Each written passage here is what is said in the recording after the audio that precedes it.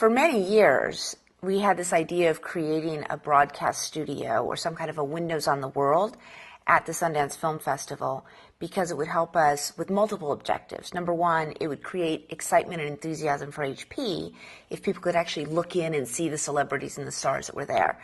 Number two, it would help us expand our footprint beyond HP. And number three, we realized with the Media Solutions team that we could actually create content that would be of value for the filmmakers who were there and give them something tangible that they could leave with. Having this team that is really a part of our team is huge. They built the whole studio at Christelle's house. They made sure it all worked. They took it apart, they put it on a truck, and they shipped it to Park City. And they had everything numbered. They had it all put together. They knew it was kind of like a Lincoln Logs broadcast studio because A went to B, B went to C, C went to D, and then the roof went over all of it. And it all was a great plan until the weather came in. It was weather of epic proportion. It snowed.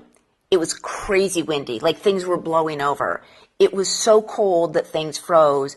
And in fact, there was one time when I think it was Michael was digging through the snow to find something that they had lost in there because it was gone.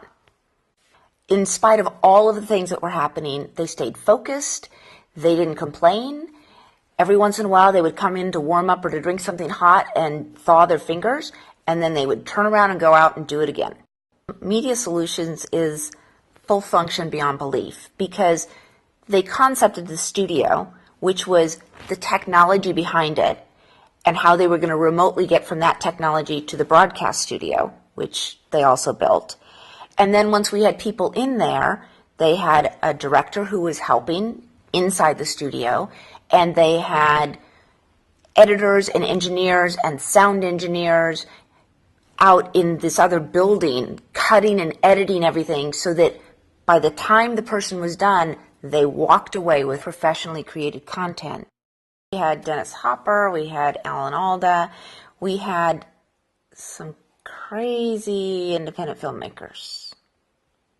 I'll leave it at that. Well, what I'm promoting here in...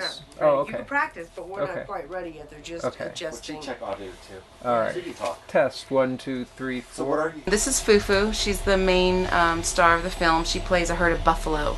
I dreamt that this film in my mind.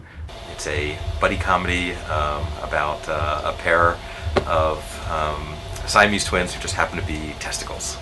What was the question again? I thought, what if there was a Miss Jewish American Princess pageant? I have a lot of interest in specifically Joseph Campbell-oriented hero's journey story structure. It's really simple. Are you rolling? Yeah. Yes, very well. Okay, if you can't tell a story, don't make movies. It's that simple, because you leave your audience out.